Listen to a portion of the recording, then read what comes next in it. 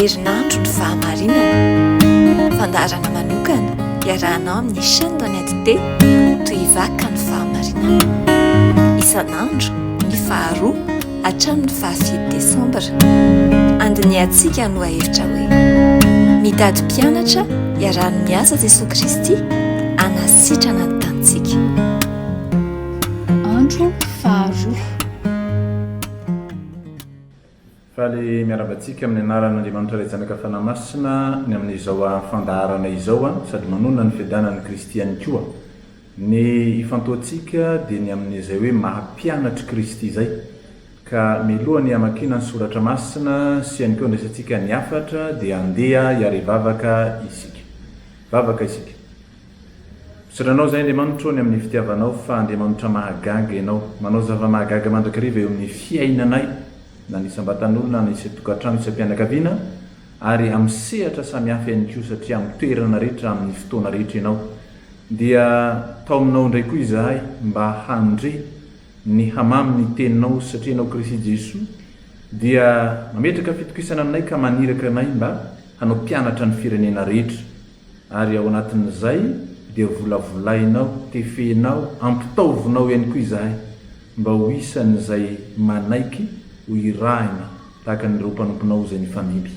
Koa masino amin'ny alalan'ny teninao zay ary aoka ho anao mandrakariva ny voninahitra. Amin'ny anaranao Kristy Jesosy no vanay zany vavaka izany. Amen. Ny soratra masina izay hovakitsika dia ny filazantsara araka ny Jaona 7:10, ny 1:30 hatramin'ny 5:30 izay mivaky toy izao amin'ny anaran'ny Tompo. Noho efa tafavoaka izy dia hoy Jesosy ankehitriny dia efa ankalazaina ny zanak'olona ary Andriamanitra no ankalazaina ao aminy. Ary Andriamanitra ankalaza azy amin'ny tenany, eny, ankalaza azy miaraka amin'izay izy. Anaka, vetivety foana no sisa itoerako eto aminareo, hitady ahy ianareo, nefa araka ny voalazako tamin'ny Jiosy hoe izay alehako dia tsy ho azonareo aleha. Dia toy izany koa no lazaiko aminareo ankehitriny. Didy vaovao no omeko anareo dia mba hifankatiavanareo. Eny, aoka ho tahaka ny nitiavako anareo mba hifankatiavanareo koa. Izany no hahafantara ny olona rehetra fa mpianatra ianareo raha mifankatia. Amen. Ray Masino manamasinanay amin'ny fahamarinana ny teninao no fahamarinana. Amen. Ny soratra masina izay fantoantsika misimisy kokoa dia ilay 2:7 sy 2:5 amin'ity Jaona 3:13 ity raha verina vakiny zany dia manao hoe amin'ny anaran'i Jesosy didy vaovao no omeko anareo dia mba hifankatiavanareo, eny aoka ho tahaka ny nitiavako anareo mba hifankatiavanareo koa. Izany no hahafantarany olona rehetra fa mpianatra ianareo raha mifankatia. Soratra masina izay fandrentsika matetika, fampiasantsika matetika ary na ny olona tsy mino an'i Kristy koa aza dia mahalala ny fisin'izany soratra masina zany. Fa eo indrindra no hijanonantsika sy andraisantsika ny afatra, taridalana, fampahirezana eo amin'izay tsy maintsy hijorontsika mampianatra Kristy. Ity soratra masina izay novakina ity dia ao anatin'ilay antsoina hoe Jaona 7:10 izay nanomboka amin'ny Jaona 7:10 ny fotoana izay nanokanan'i Jesosy Kristy hifampidiniana tamin'ny mpianany. Manomboka amin'ny Jaona 7:10 hatramin'ny Jaona 7:10 dia dinidinika izay nifonoavan'i Jesosy Kristy tamin'ny mpianany zany. Ary raha miteny eto ny Tompo manao hoe didy vaovao no omeko anareo dia mba hifankatiavanareo.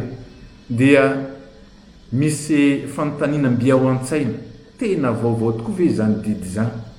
Satria ny fitiavana namana na ny fitiavana ny hafa mantsy dia efa hita any amin'ny soratra masina amin'ny testamenta taloha zany. Ndeny ho jerentsika izay voalaza ny Levitikosy 7:7 ny 2:9.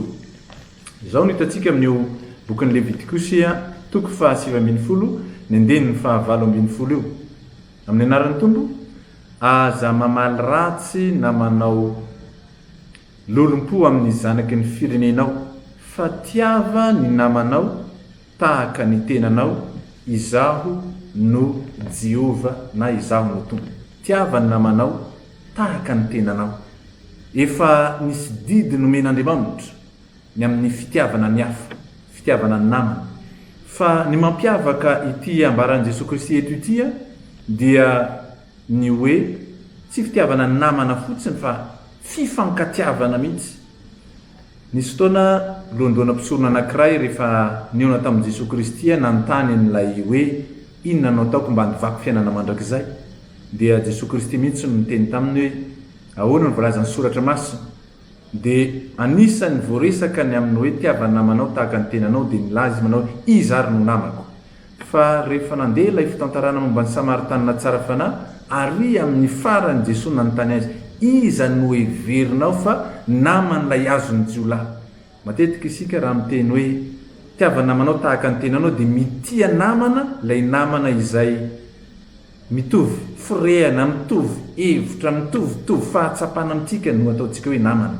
Fa amin'ny Jesosy Kristy kosa ny namana dia tsy ilay namantsika akory fa izay mila vonjy. Iza ny namany mila vonjy, iza ny namana mila n'ilay fanampiana. Izay mahatonga ny tompo milaza ny amin'ny hoe lalin-dalina kokoa ity amampianatra Kristy zany dia ilay fifankatiavana ka manaiky ny hitia na izay mety ho tsy mitovy hevitra na mety tsy mitovy firehana, mety tsy mitovy fiaviana. Fa noho ny amin'ny Kristy dia tsy maintsy manaiky hiroso amin'izany dingana zany. Ary mampianatra antsika ny voalazan'ny soratra masina amin'ny teny ity. Ny tohin'io mantsy dia ilay nambaran'i Jesosy hoe aoka ho tahaka ny nitiavako anareo mba hifankatiavanareo koa. Zany hoe misy zavatra anankiray lehibe tsy maintsy arahina, tsy maintsy hifantohana, tsy maintsy fihinana ary fikirina. Ary ilay tompony zany fampianaran' zany dia Jesosy Kristy. Mpianatro ianareo raha mifankatia. Izany no mantara ny olona rehetra fa mpianatro Kristy dia tsy maintsy izay nataon'i Kristy no ihany koa tanterahana. Misy zavatra na misy teny telo reto izay tsy azo sarahana. Ny anankiray voalohany dia ny fanarahana, ny anankiray faharoa dia ny fianarana, fa ny anankiray fahatelo dia ny fanahafana. Manaraka dia mianatra dia manahaka. Ary satria tiany tompo ho ilay fitiavany no arahantsika dia andehantsika tsy handeha lavitra fa ato amin'izay voalazan'ny Jaona 7:12 ihany. Ary amin'ny andininy 12 ka hatramin'ny andininy 17 izao ny voalazan'io soratra masina io.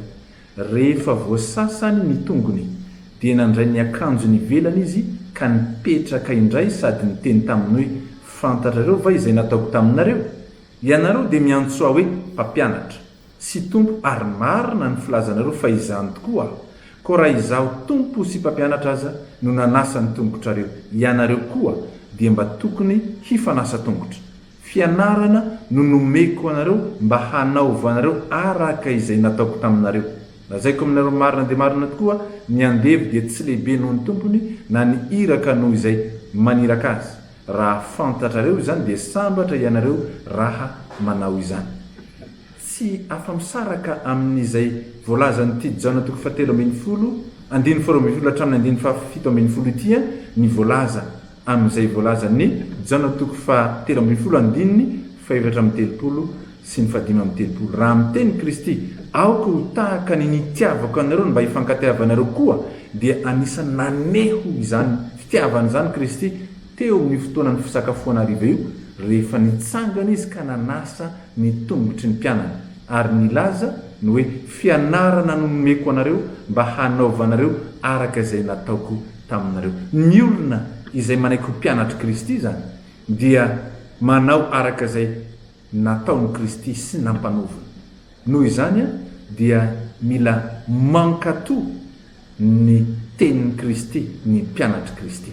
Tsy vitany hoe manaraka dia mianatra mba hanahaka fotsiny fa tena mankatoa. Ary eto dia ilay toetra ny mpanompo antsoina hoe andevo mihitsy. Ny andevo dia mankatoa avy hatrany ary mankatoa avokoa izay ambaran'ny tompony. Izasanao koa zany raha lazain'ny tompo eto hoe tokony fanasa tongotra ny mpianatry ny tombo zay mifankatia dia mifanasa tongotra fa tsy mifanasa vangy. Ary zany fifanasan'ny tongotra zany dia hita ao anatin'izany ny fanetrenteny, ny famelan-keloka. Raha mitenytsika ny amin'atao hoe famelan-keloka dia nitohy ny ty tantara ato amin'ny jaona toko 7:10 ity dia ahitantsika ny hoe ny nilazan'i Jesosy fa matika azy Jodasy. Tao amin'io fiarahamisakafo hariva io, nandritra n'io fanasana tongotra io, teo Jodasy izay hamatika azy. Fa Jesosy Kristy efa namela ny elon'ny sahady. I Petera zay nanda azy intelo, zay voalaza amin'ny 9:7 dia efa namela ny elon'ny sahady Kristy. Izasina koa zany mampianatry Kristy dia mamela elo koa. Mankatoy zay rehetra lazain'ny Kristy. Fa indrindrandrindra mampiavaka azy koa dia zao, milaza ny marina amin'ny fitiavana. Milaza ny marina amin'ny fitiavana. Nambarany Jesosy tamin'ny Jodasy fa izy dia misy fanahy hafa ao aminy ka mila miarina sy mijoro amin'izany fa tsy manaiky ho resin'ilay ratsy. Fa rehefa niteniny amin'izany Jesosy Kristy dia tamin'ny mpitiavana. Ny fahamarinana dia zao hoe misy fanahy izy ao amin'ny Jodasy. Tsy maintsy nambaran'ny Kristy zany. Fa Kristy tsy nanebaka ny Jodasy na nanevateva teo mason'ny mpianatra, fa amin'ny fomba hafa no nitenenan'i Jesosy zany. Izay ihany koa mampianatry Kristy asy ianao ny mifankatia dia zao hoe milaza ny marina na manambara ny marina saingy tsy manebaka ny hafa fa manarina azy kosa ho amin'izay lalany fahamarinana. Ary ao anatin'izao soratra masina zao, ny mpianatry Kristy izay mifankatia dia sahy mifanaja sy mifanomelanja. Mifanaja sy mifanomelanja. Lay fanahany fanompona, lay fanahany fanandretena dia azoana mihevotra ny hafa ka ny manomelanja azy. Reto mpianatry Jesosy reto matoa nanaiky Jesosy amin'ny mahatongo sy mpampianatra azy nanasa ny tongony dia satria Jesosy te hanomelanja, te hanaja azy ireo. Dia izany ihany koa ny fianaranao asonao eo amin'ny tontolo izay misy atsika dia mifamelanja sy ny manaja sy mifanaja mandrakariva. Satria izany no andrasan'Andriamanitra amiko sy aminao amin'ny mampianatry ny tompo. Raha fehezina izao soratra masina manandrify antsika izao dia ny azoana mijoro vavolombelony ny mampianatry Kristy amin'ny teny sy ny ataontsika eo amin'ny fiainana andavanandro. Fa fitoriana filazantsara mahomby indrindra ny fifankatiavany mpino na dia ao anatin'ny fahasamihafana, tsy fitoviana aza dia afaka ny mifanohana, afaka ny mifanomelanja, afaka ny mifanaja, afaka ny mifanarina, fa tsy ny manimbazimba na manevateva ny hafa. Saingy zao amin'ny marina mandrakariva matetika mantsy ny fakapanahy dia zao miombona sy miray saina nefa ny amin'ny ratsy. Fa Kristy dia tsy zany ny fampianarana eto, fa mijoro amin'ny fahamarinana, manambara ny marina amin'ny fitiavana. Dia isika ihany koa dia aoka ho vavolombelo ny fahamarinana eo amin'ny sehatra izay misy atsika amin'ny mampianatry Kristy ka hahazoana koa maneho sy manambara mandrakariva fa Andriamanitra velona, Andriamanitra izay tompoiko sy tompoinao, izay naniraka atsika ho amin'izany sehatra izany. Izy tompony no ahatanteraka ny fikasana ao anatintsika maha-mpanompony antsika, fa ho azy irery kosa ny voninahitra. Mbola hivavaka isika. Andriamanitra tomponay io, mianatra mandrakariva izahay eo aminao, ny hanarahanay, ankataovanay ny baikonao mba hanahafanay ianao. Ary tsarona ny tenin'ny mpanomponao fa izay manahafa tahaka na ny hafako an'i Kristy, satria mila mitodika aminao zahay ianao ilay mpampianatra sady tompo, dia mba ho isan'izay manohina ny antsonao sy mankatoanao zay mba ho isan'ny mpianatra ao. Ary izany nefa ny tsy azononay ho anay samire, fa afanay koa ny mifanohana, mifanampy amin'ireo mpino hafa rehetra ka ahitana n'ilay tao hoe fifankatiavan'ny mpiray finoana. Ary izany ny fambiazan'ny fitoriana amin'ny filazantsara. Ny fanahinao hoe hitarika sy hitantana mandrakariva ahazoana manefa izany iraka sarobidy izany.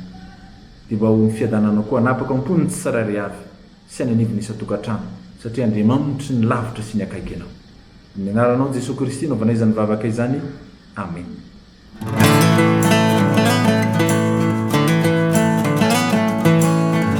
izay mankala kolokolo ny velona hoabolana fa 5 tapany by.